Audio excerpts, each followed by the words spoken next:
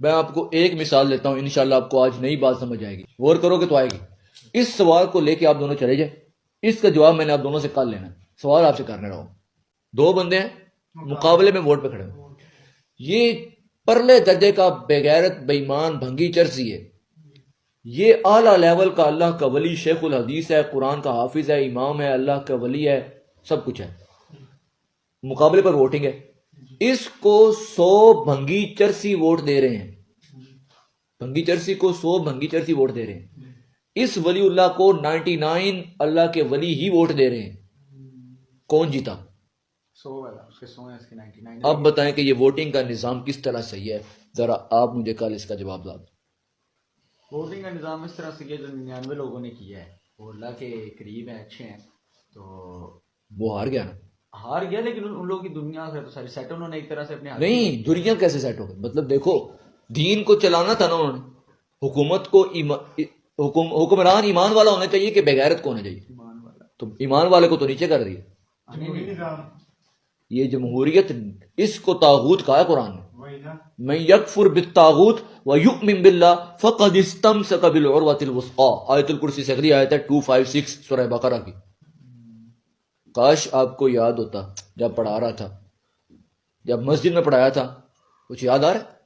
پوری تفصیل اس دن میں نے بتائی تھی کہ پاکستان کا پورا نظام عدالتی نظام ہو اور کاروباری نظام ہو، سارا نظام یا سود کا ہے یا جھوٹ کا ہے یا ناانصافیوں کا ہے، شیطانی اور طاغوت کا سارا نظام ہے، دجال کا سارا نظام چل رہا ہے۔ 1800 کا بنا ہوا انگریز کا آئین ابھی تک پاکستان اسی پر چل رہا ہے، اسی سے سارے کام کروا رہا ہے، اسی کے مطابق نئے نئے آئین بنا رہا ہے۔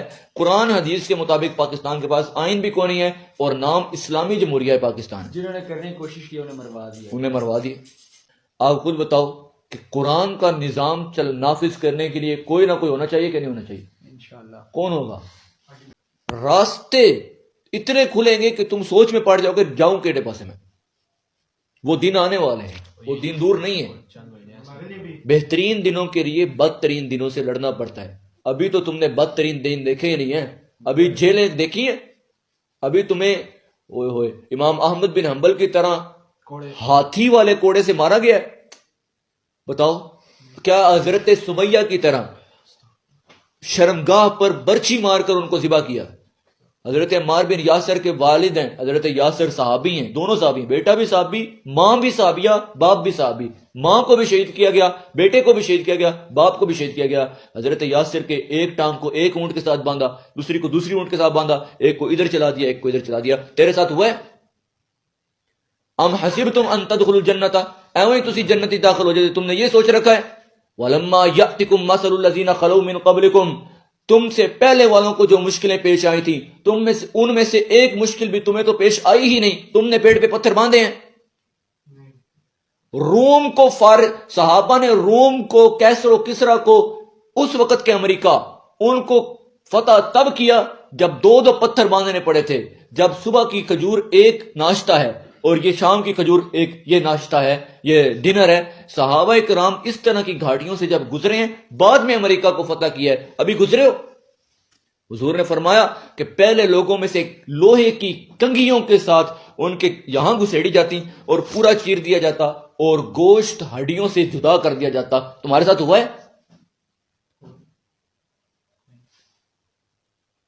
ام حسیبتم، تم نے یہ سمجھا ہوا ہے، سورہ بقرہ ہے، آیت نمبر 214 ہے۔ ام حسیبتم، کیا تم نے یہ سمجھ رکھا ہے، ان تدخلوا الجنۃ، تم جنت میں داخل ہو جاؤ گے؟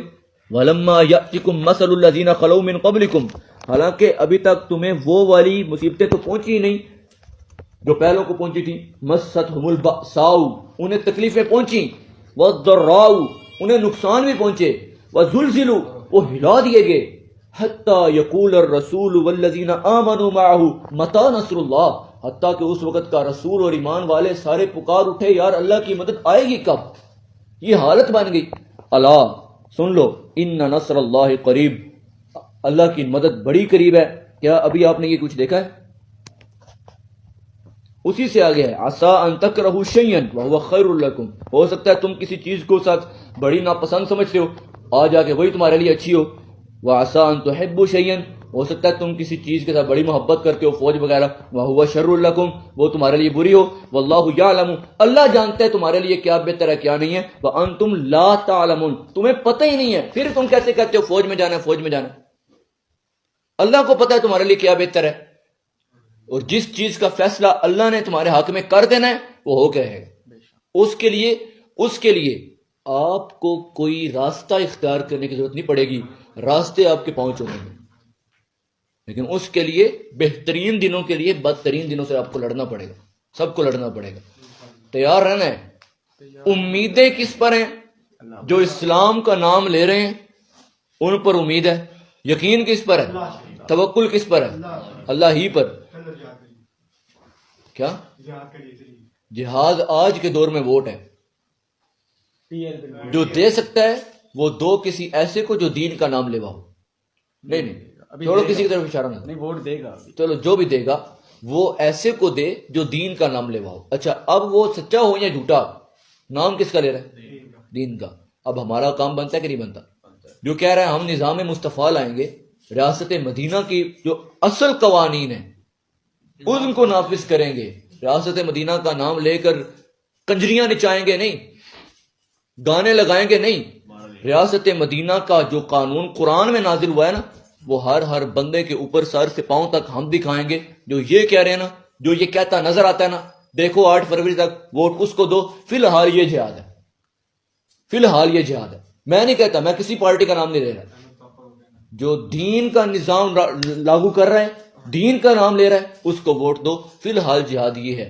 اور ہر بندہ 1 2 3 4 5 6، ہم 6 بیٹھے ہیں اللہ کے فضل سے، ہم 6 پورے درس میں سے یہ ایک جملہ لے کر چلے جائیں گے نا، میں بخشی جاؤں گا انشاءاللہ۔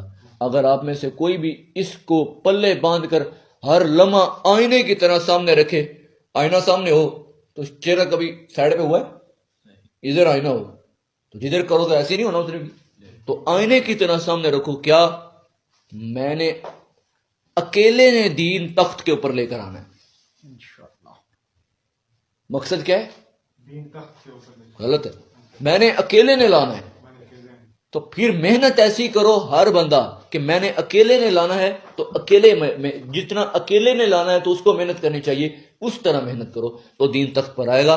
تب پاکستان کو اللہ رب العزت جو ہے، پاکستان ساری دنیا کا امام بنے گا، پھر امریکہ تھلے لگے گا۔